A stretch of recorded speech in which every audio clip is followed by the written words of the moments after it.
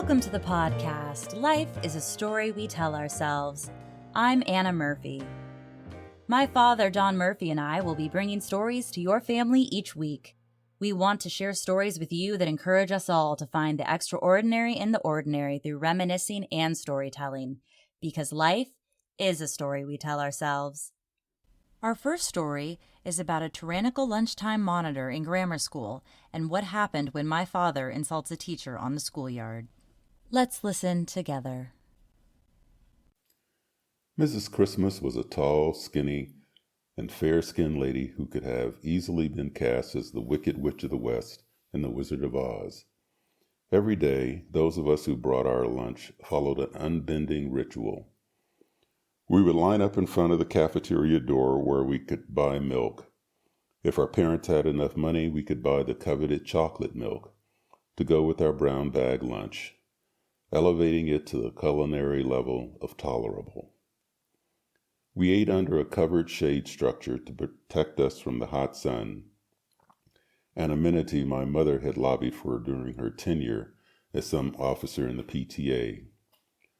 From a distance, it reminded you of a chicken coop without the chicken wire enclosure, replete with the noisy cackling of pre-adolescence. The noise of our chatter often rose to the level of deafening, and Mrs. Christmas had little patience for a bunch of noisy kids. So she used what leverage she had to quiet us down. It was one of the vilest and abusive uses of power I have ever witnessed. Toward the end of lunch, there was dessert that we could also line up to buy at the cafeteria door. Ice cream. It was the highly anticipated time of the day, and the lunch-yard chatter often rose to a fever pitch as the time came for ice cream. That is, until Mrs. Christmas decided to put an end to it by blowing her whistle that was always clenched between her teeth and screaming above the noise in her shrill voice, "If you can't stop being quiet, there will be no ice cream today." A barely controllable hush would fall upon the crowd, as if someone had used a giant fly swatter to squash the buzzing of a fly. Of course, like some flies that you just can't kill, there remained a quiet buzzing in the crowd, as some kids just could not stop talking. We would hit, shove, pinch, and otherwise cajole one another to remain quiet, which often resulted in more noise, prompting Mrs. Christmas to repeat her tyrannical threat. When we finally settled down, Mrs. Christmas directed those of us who had money for ice cream to line up and keep our mouths shut. So we did as we were told, with the anticipation that soon our mouths would be opened again as we unwrapped our wooden spoons, heaping them with ice cream, and then sucking in the silky cream down our throats until brain freeze transported us to a little bit of heaven. That's not the only schoolyard memory my dad has. Listen in on what happened when he called out a teacher for showing off. Nobody likes a show off. This is something you learn at a very early age. On the playground of every school in the country, show-offs were denigrated and quickly put in their place by their peers. Teachers, on the other hand, well, one day at the close of afternoon recess, my fourth grade teacher lined us up as usual to return to class. However, on this day we took a detour as we returned to class and ended up standing at the edge of a basketball court. We were made to stand and watch another male teacher doing fancy layups over and over again. Once again, the devil in me, or maybe this time it was really an angel, made me yell out derisively, "Show off!" The male teacher dropped the ball, stopped his antics, and walked over to the line where I stood and grabbed me. He pulled me from the line and said he'd show me off. He ordered me to stand under the rim of the basket with my arms outstretched. He ordered my teacher to bring the other kids by to see the show-off. I stood there whimpering as my class filed by, my arms in agonizing pain. Then, to my surprise, one little girl, Sherry Dupron, who I had a crush on for the longest, stepped from the line and simply said, "Don't cry, Donald." Sherry had noticed me and felt sorry for me. And though the actions of that teacher had a lasting impact on my attitude toward public school teachers, I refused to send my children to public school. A bond was formed between Sherry and me that lasted well into our college years. Though nothing romantic ever came of it, and there are many stories to tell about our friendship, a punishment by a dyed-in-the-wool show-off led to a memory that transcends the poetic. What a great story.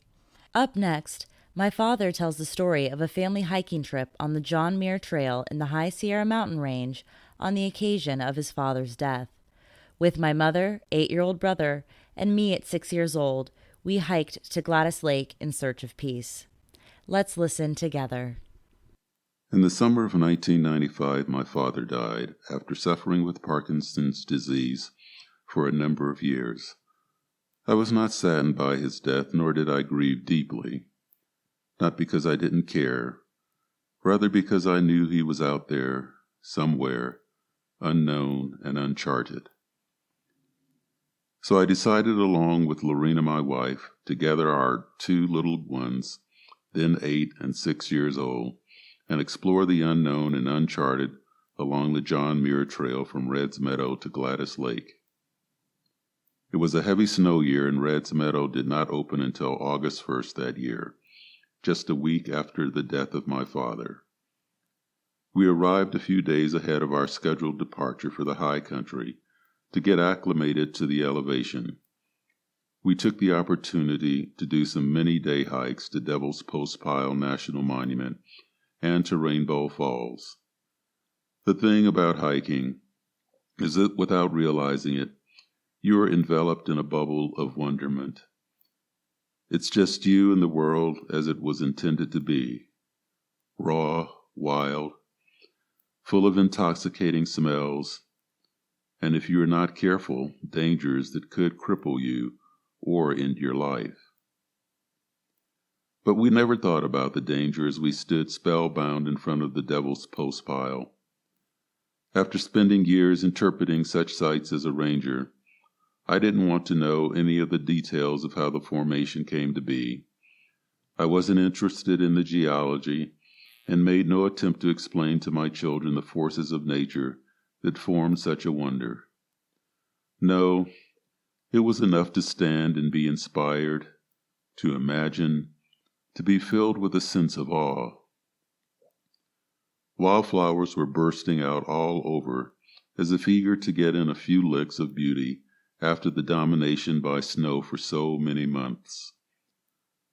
The trail to Rainbow Falls was lined with flowers, a path of royal color fit for a royal family's entry into a city of beauty. In the early afternoon, the light was not quite right for seeing a rainbow, but Rainbow Falls was no less spectacular than its larger cousins in Yosemite many miles to the north. Little kids have a quiet, agitated excitement when they become overwhelmed by something as mighty as a waterfall. It's a kind of fear, wonderment, and disbelief all wrapped up into a package they often carry with them for many years, like cosmic baggage.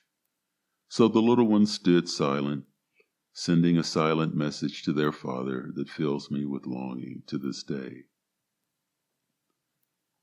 The sense of longing reminded me of nearly 40 years past, when my family migrated from Louisiana to California.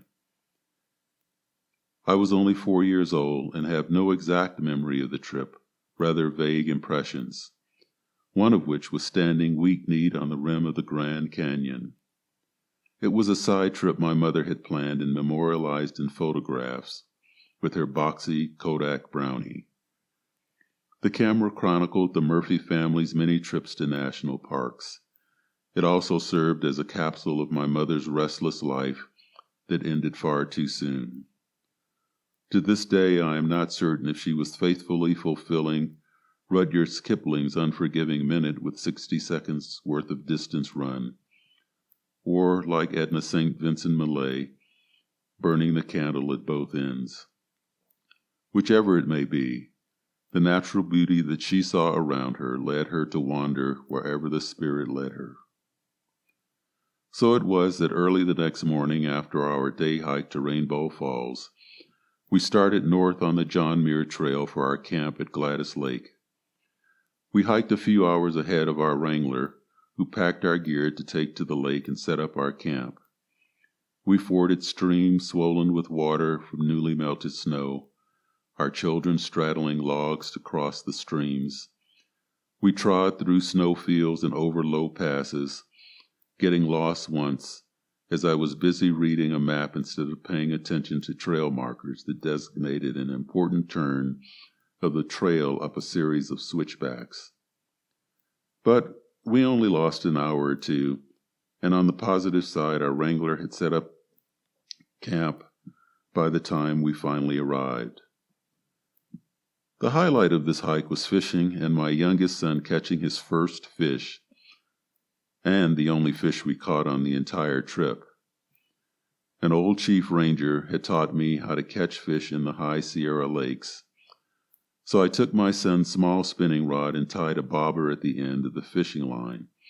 From the bobber I strung 18 inches of leader, and at the end tied a small black mosquito. It was mid-morning, and we were fishing Rosalie Lake, which was just over a small rock outcropping just north of Gladys Lake. My son made his first cast, and as he was slowly reeling in it, a trout rose and took the fly. Unusually calm, my son reeled in the fish, and the joy and smiles never left his face for the rest of our stay at Gladys Lake. We stayed at Gladys Lake for a week and went on many day hikes. I'm not a good enough writer to relate the power and magnificence of being in the heart of wildness. What we experienced is, I suppose, embedded in the very fiber of our beings, and the change of the structure of the neurons and millions of synaptic connections in the brain. And the whole being greater than the sum of the parts, I suppose we are very different people for that experience. Days later, we wandered back down the trail, meeting fellow travelers along the way. Most were on horseback. A few walked. We didn't see any other children on the hike, which I thought was too bad. But then I suppose most parents wouldn't take an 8 and 6-year-old on a backcountry hike. But we are different in that respect because we value the earth the way it is and have a joy in sharing it with our children, as my mother had shared with hers. A few days later, we attended my father's funeral in Los Angeles. My father, a Baptist minister, had a traditional Baptist funeral, and the preacher who eulogized Dad preached about grace. He felt my father exhibited all of the qualities inherent in a person of grace. Grace, often defined as the unmerited favor from God, is what I find all around us in the natural world. High in the Sierra, sitting beside Gladys Lake, with my family battling mosquitoes and warmed by a dancing fire, we could feel the unmerited and unconditional favor from a world with wonders too deep and too mysterious to ever fully comprehend, a world that is eternal and speaks of a kind of immortality that when one attempts to hold on to it, it seems to fade away, only to return in unexpected moments of silence and darkness, creating a feeling of homesickness for a land that is out there, somewhere, unknown and uncharted. I remember that hike and camping trip. It was like being in another world, and being lucky enough to share that world with my family. I know the biologist E.O. Wilson wrote a book back in the 90s called Biophilia. In part, it was about the healing and therapeutic effect the natural environment can have, especially parks and wilderness. Has that been your experience?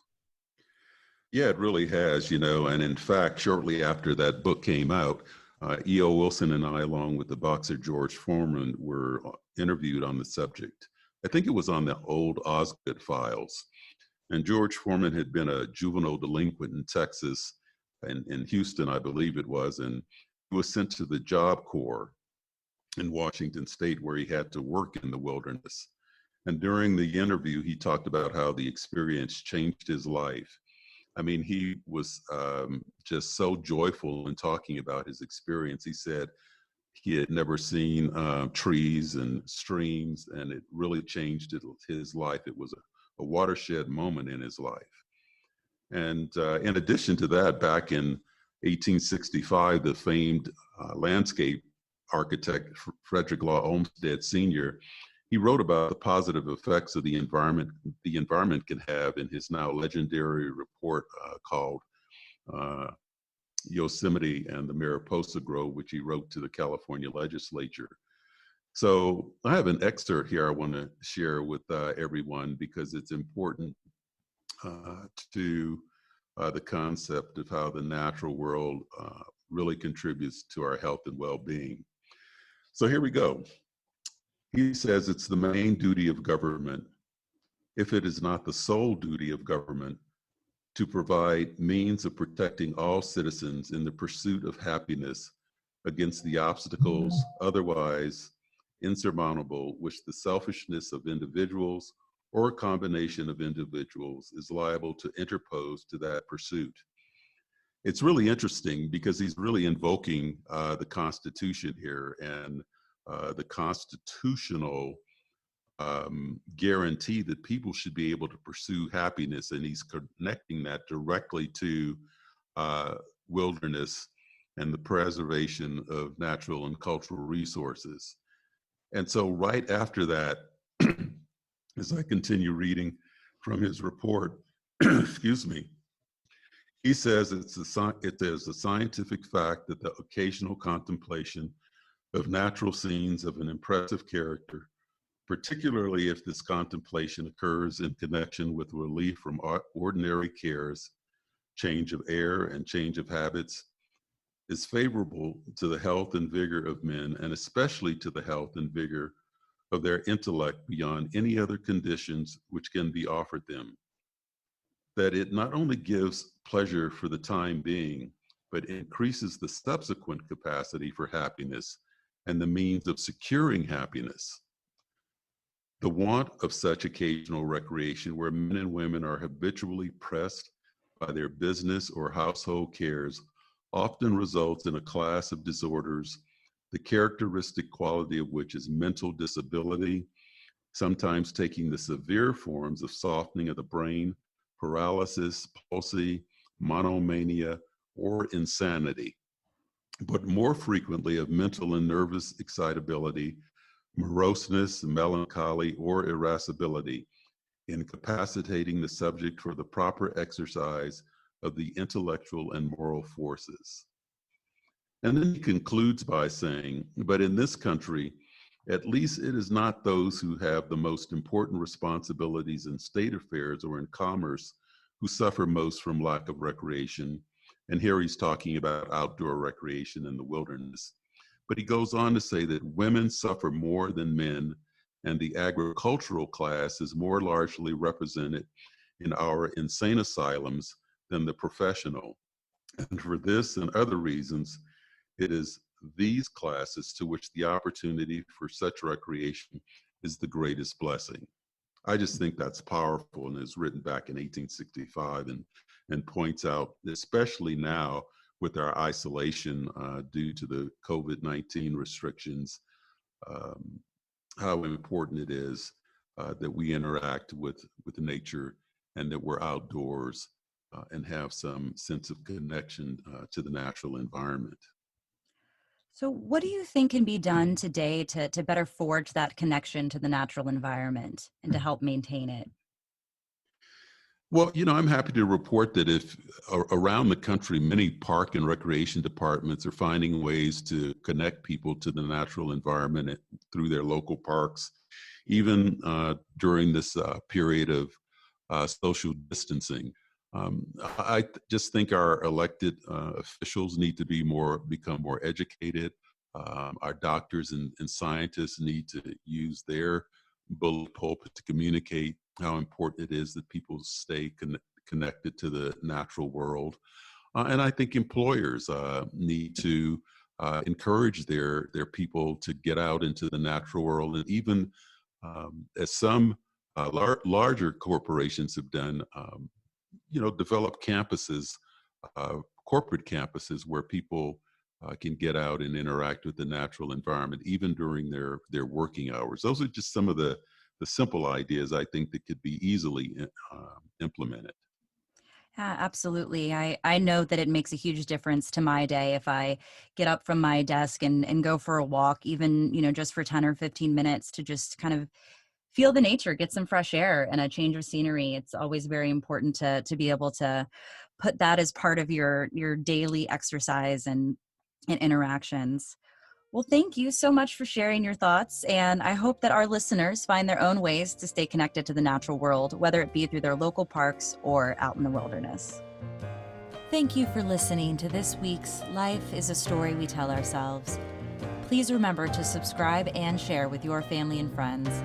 You can also find us on the web at lifeisastorypodcast.com. Join us next Tuesday to find out what happened when Van Gogh and my father fell in love with their cousins. From our family to yours, stay safe, share happiness, and remember, the important thing is not to stop questioning. Curiosity has its own reason for existing.